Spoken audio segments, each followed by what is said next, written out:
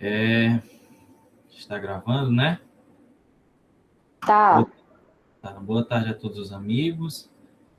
Agradecer aqueles que estão assistindo ao vivo e também aqueles que estão acompanhando pelo YouTube esse trabalho, que é uma promoção do Ponto de Cultura, um tesouro chamado Nordeste. É sempre importante a gente falar. E a gente está com acompanhamento técnico aqui, a nossa faz tudo do Ponto de Cultura, né? Diretora, idealizadora, Edilene Bernardo. Esse curso é um curso com certificação de 10 horas, e 10 horas aula, e é sobre cordel e cantoria de viola, certo? Augusto, rapaz, ontem você estava sumido, mas hoje você apareceu.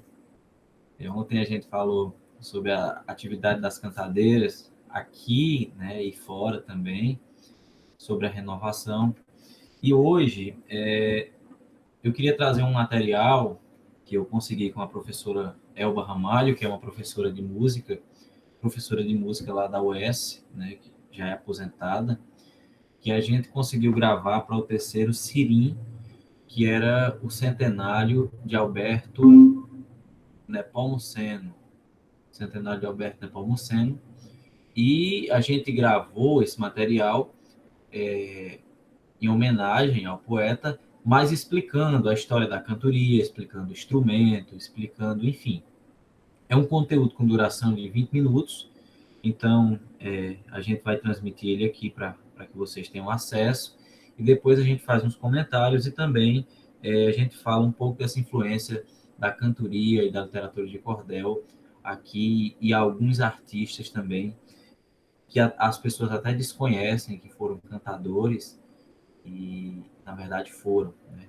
Levam fama por uma coisa, sendo que a atividade da cantoria passa a ser esquecida, né? A ficar de lado, muitas das vezes. Ah, rapaz, quinta você tem aula, mas não tem problema nenhum, né? O material também ficou disponível no YouTube, né? Cada aula tá ficando, então se perder uma aqui não tem problema, você pode ter acesso lá depois até o dia final do curso, né? Que a gente vai concluir as atividades para passar o relatório e entregar o certificado. E depois o material vai continuar lá, né? Edilene, aí tá no ponto. Tá.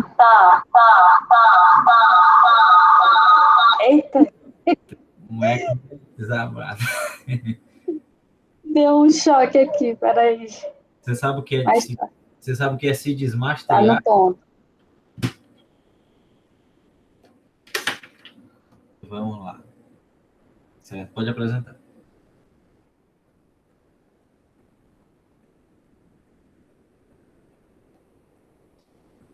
Pode apresentar, viu?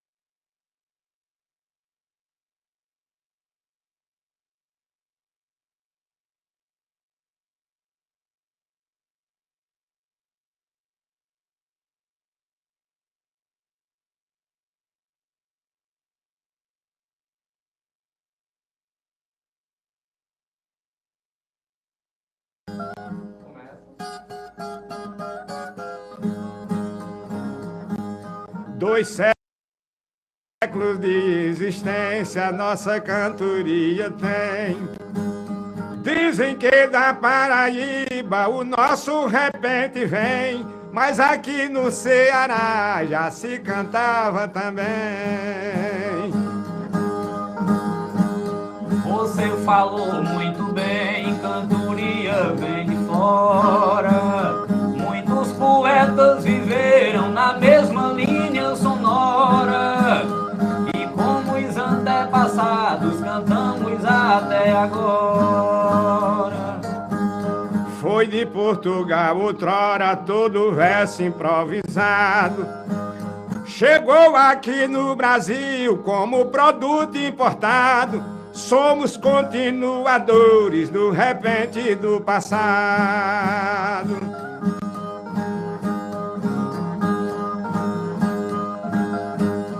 Um aboio preparado vindo da voz de um vaqueiro e uma viola afinada nos dedos de um violeiro embalaram de saudade o chão do Nordeste inteiro. Muito bem, isso é a cantoria feita de improviso, lembrando que toda cantoria começa com cestilha, que são essas estrofes que nós cantamos nesse modelo, né? Cestilha é uma estrofe composta de 6 versos, rimando os versos pares. Portanto, chegou aqui no Brasil há mais ou menos 180 anos, como chamavam trova, mas trova é diferente de quadra. Chegou aqui como quadra, portanto, por exemplo, a trova, ela rima a primeira com a terceira e a segunda com a quarta. E a quadra só tem a obrigação de falar das rimas pares. Falou Geraldo Amâncio, o poeta Guilherme Nobre falando. Bem lembrar também que nós cantamos aqui numa toada que também é usada pelos vaqueiros, aboiadores, porque a cestilha, no caso, as modalidades da cantoria, principalmente, elas têm essa liberdade da escolha das melodias da toada. E a cestilha é uma das modalidades que mais nos dá essa liberdade de escolher as toadas para cantar. Um dos estilos ou modalidades da cantoria, um dos estilos mais antigos, é o quadrão em 8, é o primeiro quadrão que chegou aqui. Quem trouxe o quadrão aqui para o Brasil foram os escravos. E o poeta Ugolino Nunes da Costa, conhecido como Ugolino do Sabugi, colocou na viola o que ele aprendeu com os escravos que chegaram naquela época na Serra do Teixeira. Vamos dar aqui uma pequena demonstração do que é o quadrão em 8.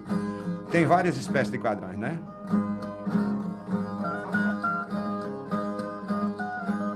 Eu pesquisei mais de um ano e o quadrão é africano e através do oceano chegou aqui neste chão.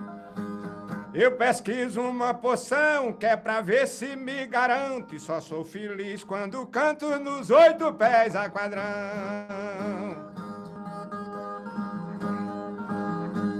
Eu sou feliz quando canto esse estilo muito santo, pois merendo, almoço e janto e cantoria é o meu pão. Essa é minha profissão, o que me deu talento e forte poeta. Eu sou até norte nos 8 pés de quadrão.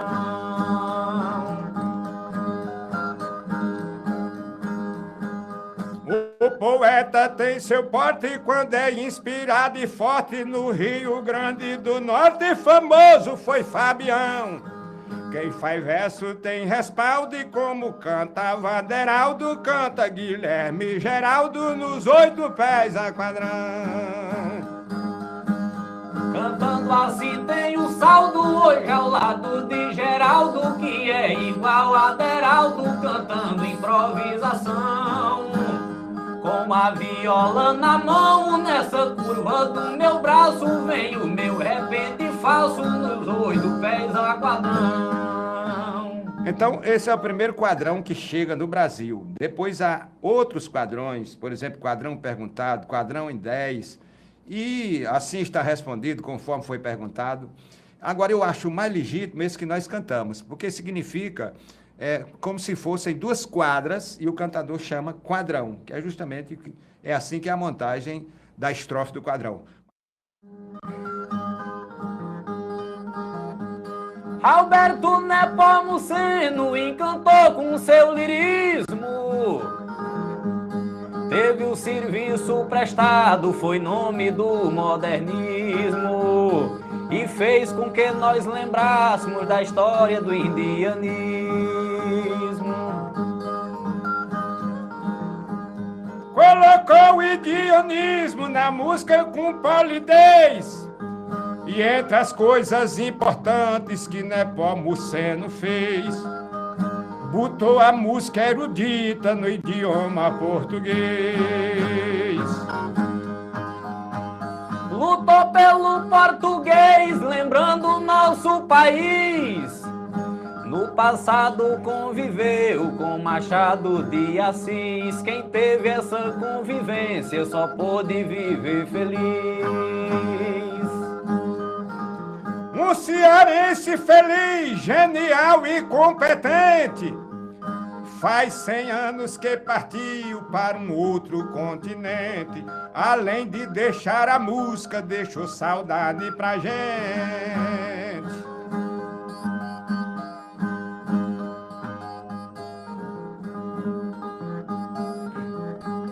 Foi um nome experiente que cantando aqui promovo.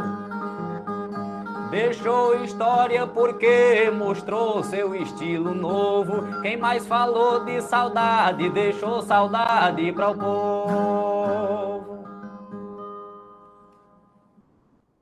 Bem, muitas pessoas, quando vêm dois cantadores, eles perguntam muito, principalmente, isso já aconteceu várias vezes comigo, sobre os nossos instrumentos, as nossas violas, né? Como é a afinação, para que servem essas boquinhas aqui dessa viola. Bem, particularmente a viola que nós estamos usando, elas chamam de viola dinâmica.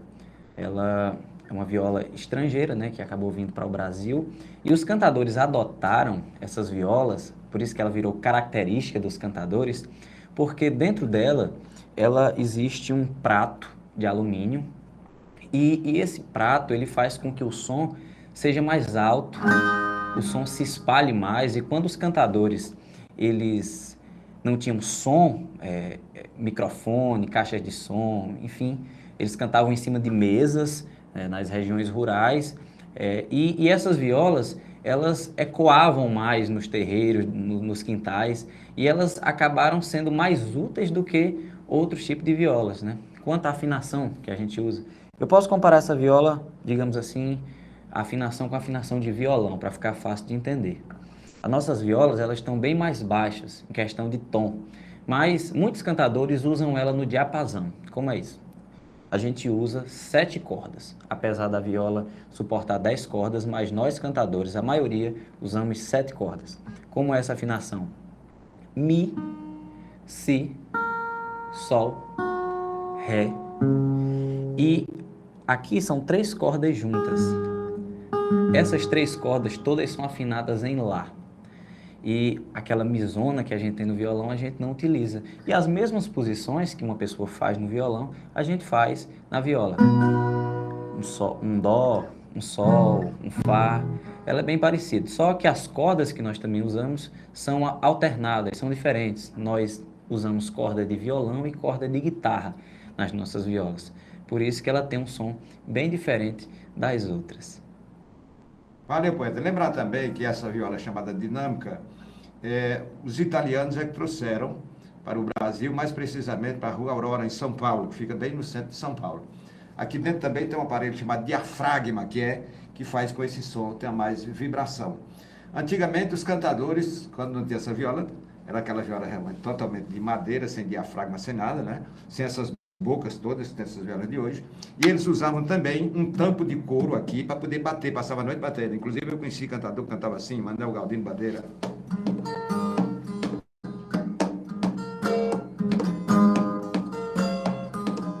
E para não ralar a madeira, eles botavam um tampo de couro e ficavam batendo a noite toda.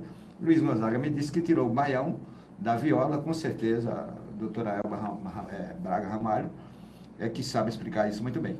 Mas, voltando, uma curiosidade que eu vi, um historiador chamado Pedro Nunes, também na Serra do Teixeira, Ele disse que foi assistir uma cantoria de Ugolino, foi lá onde ele ouviu o primeiro quadrão, Ugolino e o poeta chamado Romano do Teixeira fazendo uma cantoria. E ele disse que a partir das 4 horas da tarde eles começaram a tocar para o povo dançar. E a partir das 7 da noite é que começou realmente a cantoria, é onde o Ugolino pede a Romano do Teixeira para parar a viola um pouco, para ele cantar um quadrão que aprendeu com os escravos africanos. A história é fantástica. Há outro estilo também, que aumenta mais uma linha na cestilha, chamado sete linhas, que chama também setilha. O criador desse estilo foi um poeta chamado Manuel Leopoldino de Mendonça Serrador, de Bom Conselho, que é sul do Pernambuco, e que faleceu no Rio Grande do Norte, numa cidade chamada Marcelino Vieira, em 1906. Nenhuma pessoa do Rio Grande talvez saiba que ali tem um grande cantador sepultado. Ele criou esse estilo, e um dos maiores discípulos dele foi Manuel Galdino Bandeira, avô do Pedro Bandeira, cantador famosíssimo, que foi também um dos meus mestres. Vamos dar só um pequeno exemplo da sete linha? Vamos. A toada de Bandeira. Criador dessa toada foi Manuel Leopoldino.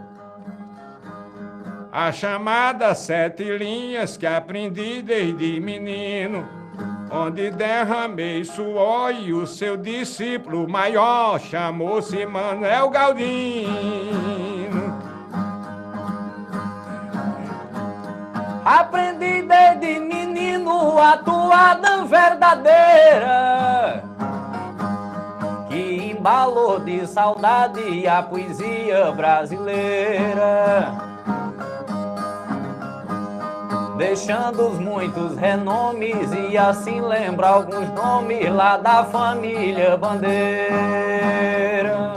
Geraldo Amâncio Pereira faz tempo que começou. Meu avô era poeta e a muita gente agradou. Poeta extraordinário, o dom que é hereditário, esse repentista herdou.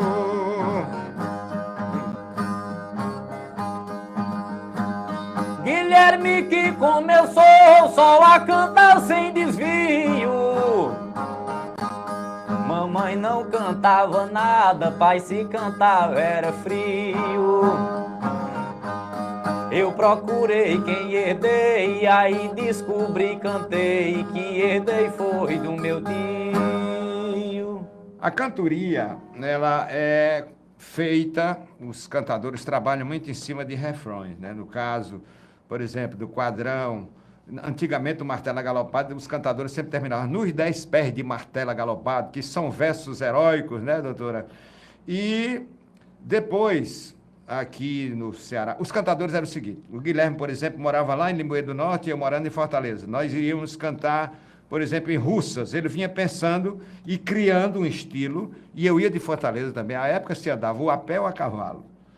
Então, um poeta vaqueiro, chamado Zé Pretinho de Morada Nova, vinha cantar com um poeta aqui na região do litoral e veio imaginando o que é que podia cantar, chamado naquele tempo enganchar. O que é enganchar? É eu começar um estilo de cantoria que o outro não conhecia e ele ficava, como se diz no sertão, babatando e sem acertar. Eu acho que era até vaiado dessa altura. Era uma coisa meio desumana, né? Mas foi assim que nasceu o Galope à Beira-Mar, do Zé Pretinho. Isso tem mais de 100 anos, né? Essa história. E é um dos estilos mais pedidos, mais bonitos, mais cadenciados da cantoria. Vamos dar um exemplo? Vamos sim.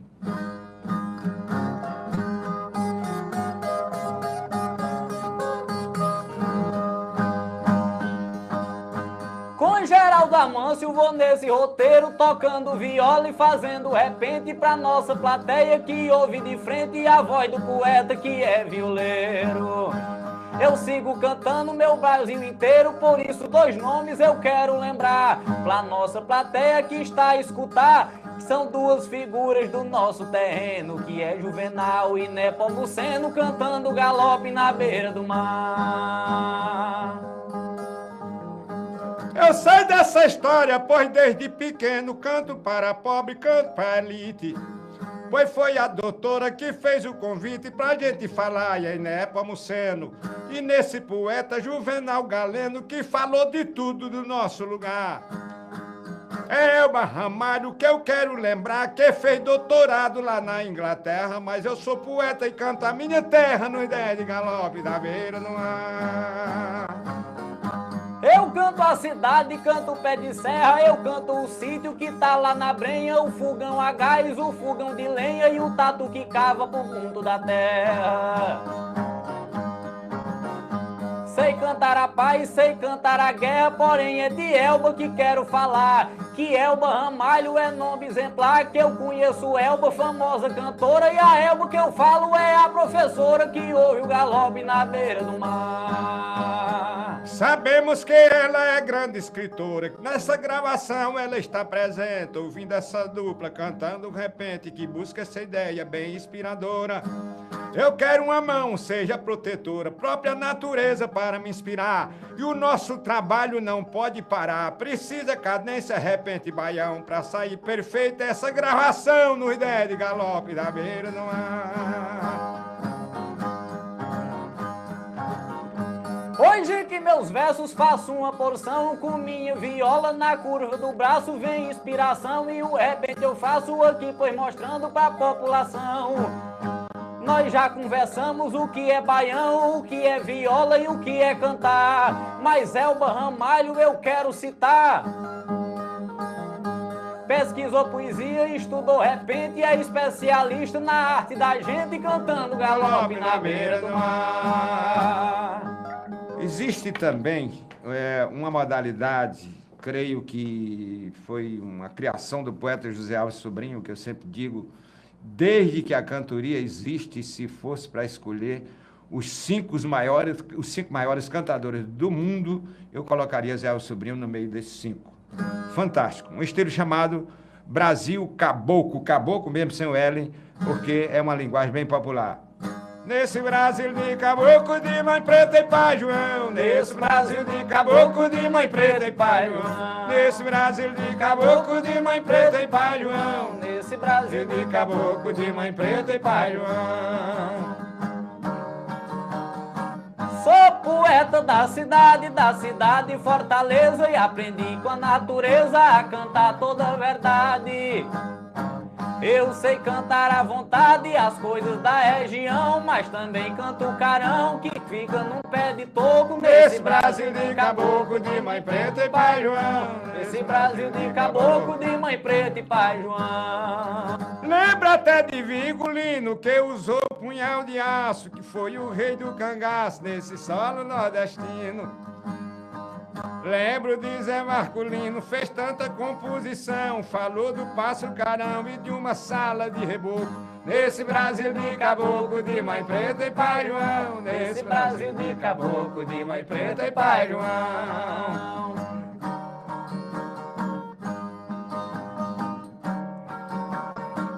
Tocando meu instrumento, vou tirando do juízo e faço tudo de improviso que acontecer no momento.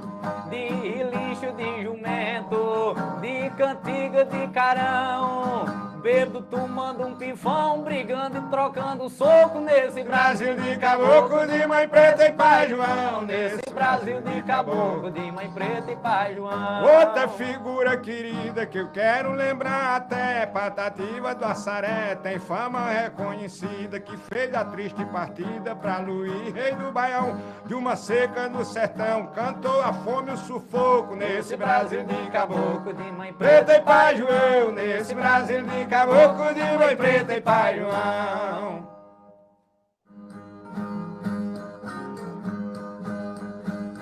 Meu abraço a Márcio Lande, eu deixo nesse trabalho. E ao nosso professor, que é Gilmar de Carvalho. E nossos agradecimentos também a Elba Ramalho.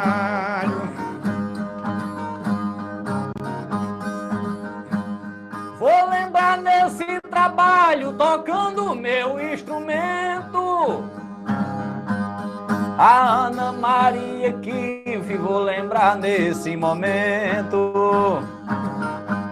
E a Inês Martins Gonçalves vai meu agradecimento.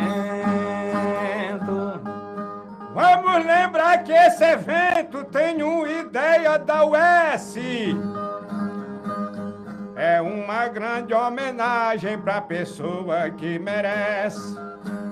Alberto Nepomuceno, que o Ceará não esquece. É um evento da UES, lembrando esses baluartes. E agora também me lembro, por Iracema das Artes, que o meu agradecimento se refere a ambas as partes.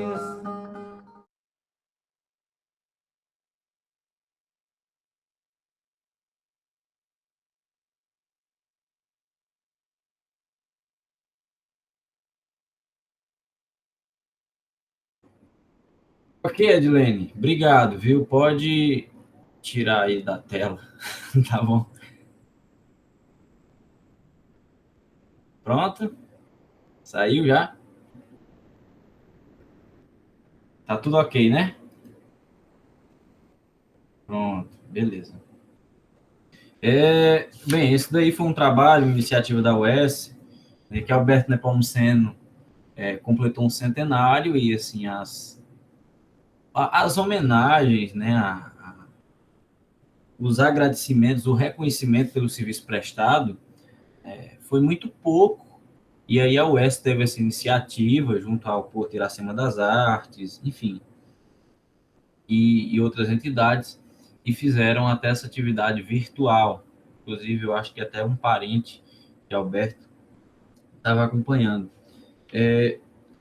Deu para vocês assistirem direitinho aí? Não deu erro em nada, não? Tá sim, esse vídeo está disponível no YouTube, né? É o terceiro Cirim. Ele tá lá, não tá com essa qualidade, porque assim, foi a gravação do Cirim, no caso, então ele deve estar com as questões da internet, né? As oscilações, né? Mas assim, depois do curso de hoje, ele vai estar disponível também nesse vídeo, né? Qualquer coisa, se precisar, pode consultar. E eu também tenho um link desse material numa pasta aberta no Google Drive. Se você quiser, aí me manda um oi lá no WhatsApp. Eu vou até colocar o meu WhatsApp aqui, para se alguém precisar me mandar alguma coisa que eu envio lá, tá bom? 996510806. 6510806. Pronto. 651. Certo. Eu não sei se vocês notaram aí que o Geraldo Amâncio, ele falou, Luiz Gonzaga, ele falou bem por cima. Luiz Gonzaga me falou que tirou o baião da viola. Aí todo mundo, assim, até se assusta. Isso, como assim? O baião da viola, né? E foi como ele explicou depois. Agora, o relato, ele é bem mais longo do que isso. O Geraldo até conta que numa exposição em Manga, lá em, eu não me lembro o estado, que ele encontrou com Luiz Gonzaga, se aproximou, e aí Luiz Gonzaga disse a ele, Geraldo, o baião que eu toco hoje, eu tirei da viola de vocês. Eu também sou cantador, só tem uma diferença entre a gente, é que eu aprendi a ganhar dinheiro e vocês não. E aí deu uma risada. Isso aí está até no livro Andarilho do Canto e da Palavra, do nosso poeta, Geraldo, né? E assim, as pessoas quando se perguntam de quem é o baião, todo mundo diz de Luiz Gonzaga, e assim, merecidamente, porque foi ele que vestiu o baião, no caso, né? Que vestiu o baião, mas ele tem a sua raiz na viola. Inclusive, a gente chama essa melodia, eu vou pegar aqui a viola que ela sempre está aqui encostada, até para ajudar a ilustrar. No caso, o baião que a gente chama, como eu já expliquei, é esse fundo musical do repente. E também ele tem outro significado para nós cantadores. Quando um cantador vai fazer uma cantoria fraca, às vezes que não foi convidado, às vezes que dá aquela famosa cantoria de bandeja. Vou até explicar aqui. A cantoria, nós somos artistas que dificilmente ficamos parados, porque assim, se temos uma cantoria em Limoeiro do Norte, no dia 10, dia 10 é um sábado, aí a gente tem um conhecido lá em Tabuleiro do Norte e outro lá no município de Morada Nova, aí a gente liga para fulano, lá de Morada Nova. Diz, rapaz, ajeita uma cantoria aí na sexta-feira, chama os amigos, coloque a bandeja, que a gente ganha da gasolina. Aí o cara vai, chama os amigos e a gente faz a cantoria. Só que isso aí a gente combina com antecedência. Aí liga lá pro de Tabuleiro do Norte. Camarada, ajeita um baião de viola aí, que a gente chama, ajeita um baião. Pro domingo, coloque a bandeja aí e deixa o restante com a gente. Aí a gente tinha aquela cantoria do sábado, de cachê, né, justo. E aí já tem mais dois baiões de viola. Né? E às vezes o baião de viola, aquela cantoria de bandeja, ela dá até mais do que a própria cantoria justa. Né? Pode dar pouco, mas pode dar muito. É como diz o ditado, quem é cigano tem que aprender a trocar. Então é desse jeito. E assim, existem algumas músicas, até grande parte do repertório de Luiz Gonzaga, que se você colocar dentro do baião de viola, ela vai caber, por exemplo, a música do Juazeiro. Juazeiro, Juazeiro, na na na na na na na. Na na na na na na na na na na na.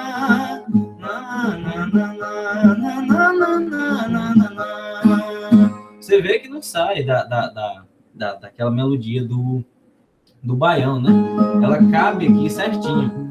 E, assim, pegando nisso, nós tivemos também a grande figura cearense, que foi Patativa do Assaré, que todos vocês conhecem. E Patativa, para quem não sabe, ele foi cantador profissional, certo? Antes da fama, antes do auge, né? Ele trabalhou, sim, como cantador, fez cantorias.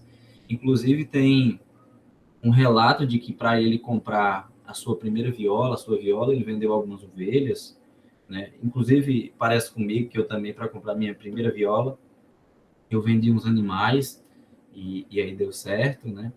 E assim, e as obras de Patativa, ela, como a Triste Partida, que é a sua obra, uma das mais conhecidas, né? Que é aquela que diz: setembro passou, outubro e novembro, já estamos em dezembro, meu Deus, que é de nós. Ela é usada numa métrica chamada redondilha menor. Ontem a gente falou, deu alguns exemplos da métrica sete-silábica, né, que é um verso de 7 sílabas. E a redondilha é um verso de 5 sílabas. Por exemplo, setembro passou, outubro e novembro, já estamos em dezembro, meu Deus, que há de nós. Assim fala o pobre do seco Nordeste, com medo da peste, da fome feroz. Você vê que ela sempre vai na pancada de 5, diferente da sete-silábica, que é em 7, e a decassilábica, que é em 10. Só para lembrar que a métrica sete-silábica, essa métrica de 7 pancadas, ela é chamada de redondilha maior também, certo? Então, se você vê em algum texto, se você vir em algum texto, essa palavra redondilha maior, você se lembre que é a métrica de 7 sílabas. Se ver, no caso, se achar redondilha menor, é a métrica de 5 sílabas, certo? Para não confundir. E ela também cabe perfeitamente no baião da viola, só que no estilo mais acelerado. Setembro passou, outubro e novembro, já estamos em dezembro, meu Deus, que é de nós. Assim fala o pobre do seco Nordeste, com medo da peste, da fome feroz. Eu estou dando esse exemplo cantando para ficar mais fácil e para encaixar, já que a gente tem um recurso também da viola. E assim, isso gerou um ciclo, essa ligação da cantoria com a arte, né, que gerou vários artistas multimídias.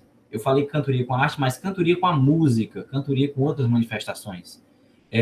Gerou um ciclo de artistas multimídias. Por exemplo, o próprio Alberto Nepomuceno, ele fez trabalhos na música clássica, como a jangada, que traz aquela ligação com os cantadores, né?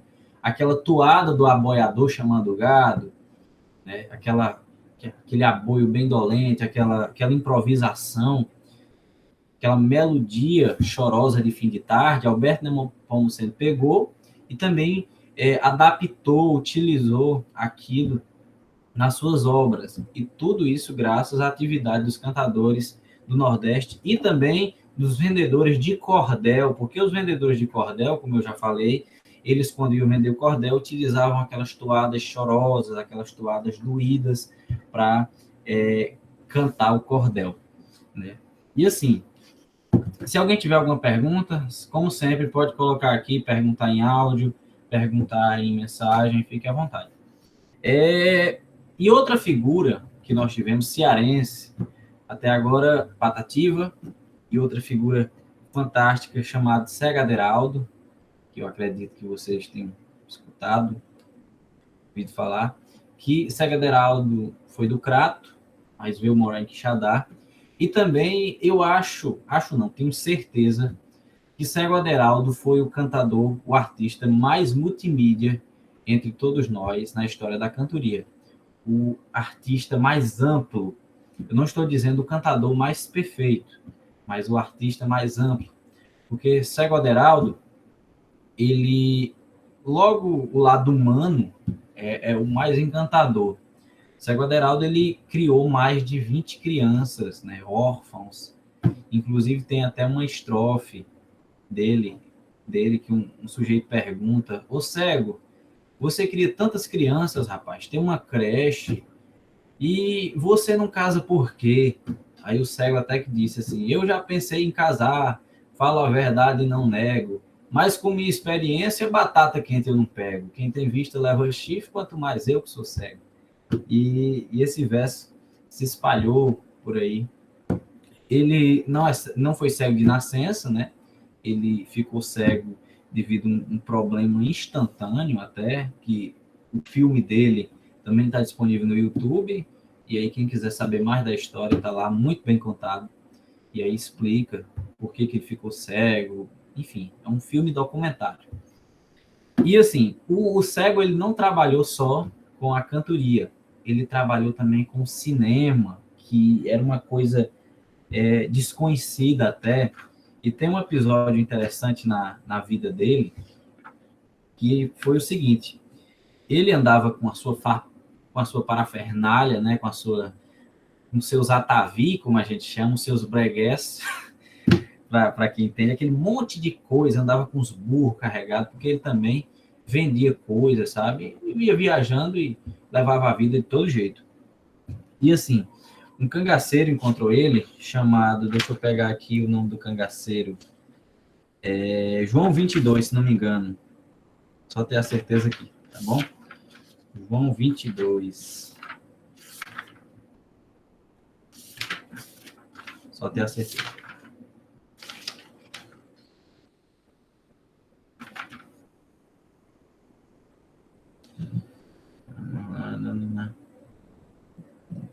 Era esse mesmo. João 22, um cangaceiro que encontrou ele. E aí disse até o seguinte, eu vou até ler aqui o relato, que conta essa história do cangaceiro. Hoje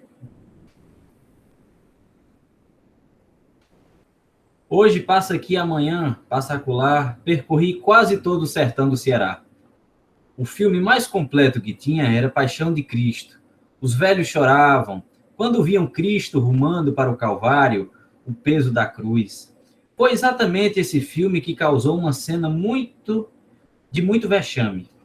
Eu viajava pelo interior de Pernambuco, quando à noite foi interceptado um grupo de cangaceiros comandados por João 22. Eu estou até gaguejando porque é o tamanhozinho da letra aqui, ó.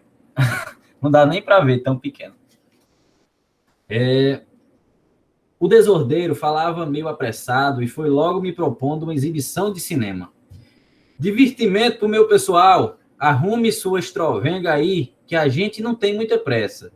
Mas teu capitão, disse o cego Aderaldo, tem que ser agora, cego velho. Eu não posso deixar para outra vez. Vamos arrumar seu instrumento. Estávamos numa vilazinha, no terreiro da casa, onde se acoitavam um bandoleiro e sua gente. Vi que não havia outra saída. Era preparar a máquina e passar o filme. E assim foi feito. O filme era Paixão de Cristo. Os cangaceiros o assistiram calados, respeitosos, quando um deles, a certa altura, se pronunciou dizendo pilhéria, dizendo besteira no caso. João 22 ralhou. Cala a boca! Respeite Nosso Senhor! E o filme continuou passando. A máquina, tec, tec, tec, desfiava o filme. Aquela máquina que era um filmezinho até, que a gente chama de negativo, que ela ia passando. E lembrar que o cinema era mudo, viu?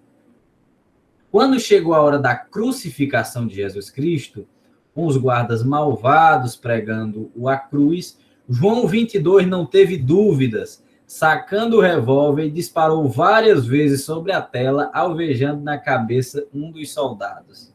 Ah, miserável! Aprenda a lição! Gritou.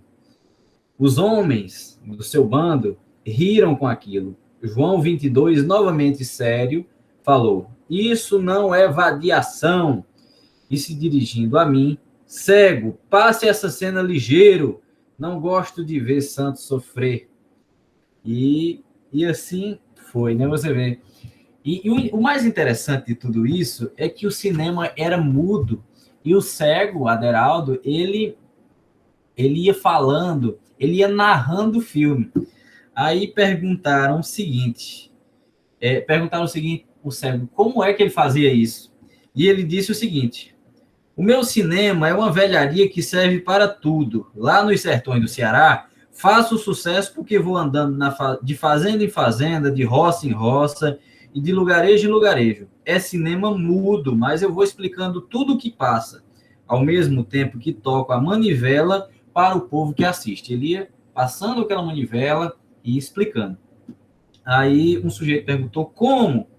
E ele disse, ora, está certo que eu sou cego e não vejo nada, mas basta que uma pessoa conte a fita uma vez só enquanto eu vou girando a manivela para que depois eu esteja apto a fazer o comentário. Então, é uma espécie até de dom, adaptação, não sei nem o que é que eu chamo, porque ele só escutava uma vez, né, enquanto... E isso, ele sincronizava o tempo da voz, da fala, com os giros da manivela, e isso realmente aconteceu, isso não é folclore não, viu? Quem quiser saber mais sobre o cego, assista o filme lá no YouTube, é muito interessante, tem muita gente fina. E não era só isso, o cego Aderaldo, ele também tinha outra questão que era da rabeca, da música. Ele não cantava só repente, ele cantava o repente, mas era, em vez de uma viola, ele usava uma rabeca, que é aquele instrumento que parece um violino, né? Muito semelhante ao violino, a diferença é mínima, e ao som daquilo ele improvisando.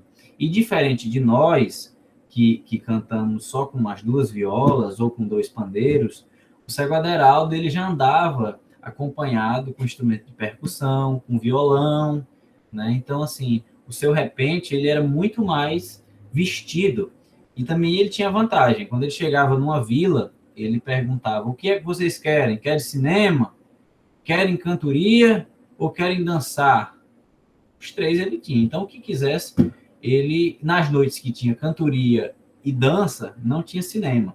Mas nas noites que tinha cinema, aí essas duas outras atividades ficavam fora, porque era muito trabalhoso.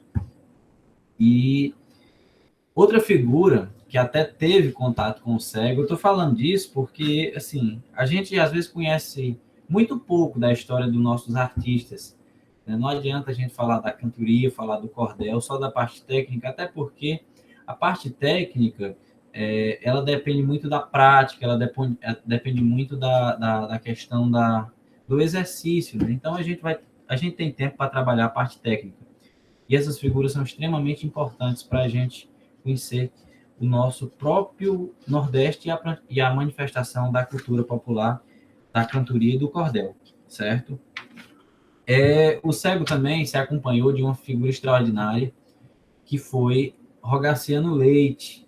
E para quem não sabe, ele não foi apenas jornalista, ele também foi cantador de viola, cantador de mastigar repente mesmo, de fazer cantoria pé de parede. Só que as cantorias de Rogaciano era inclusive em alguns ambientes, a maioria, no caso, era em alguns ambientes da alta sociedade aqui de Fortaleza, até devido à sua classe elevada, né, a classe de jornalista na época. E assim, o cego Aderaldo conheceu o Rogaciano Leite aqui em Fortaleza, se não me engano, no Jangada Clube. Se não me engano, no Jangada Clube, era um bar antigo, né? E aí eles formaram essa parceria. O cego Aderaldo era de uma forma tão famoso, que quando ele chegava no Rio de Janeiro, por exemplo, o Rio de Janeiro, que era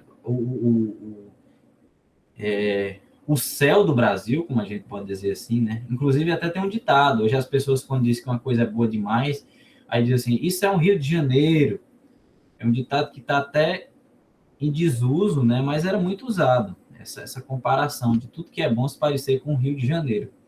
E assim, quando chegava, era sair no jornal, e enfim, era muito anunciado. Os festivais com esse povo, Rogaciano Leite, Cego Aderaldo e outros cantadores da época, era altamente divulgado. Assim, era uma espécie de Bienal do Livro, como se acontecesse uma Bienal do Livro aqui no Ceará. Quando acontece, todo mundo fica sabendo, sai em todo canto.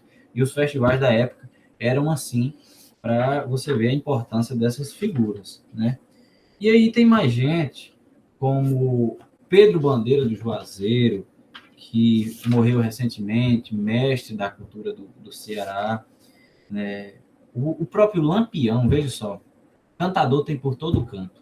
Lampião fazia versos, Lampião cantava repente, não era cantador profissional, lógico, mas ele cantava sim repente. Tínhamos também a figura... Tem umas figuras muito importantes que eu só quero falar quando tiver mais tempo. Mas o próprio João Furiba, que foi pouca gente ouviu falar, que poucas pessoas que não conhecem a cantoria ouviu falar, no caso. Mas João Furiba é uma figura altamente folclórica da cantoria que morreu agora com 101 anos.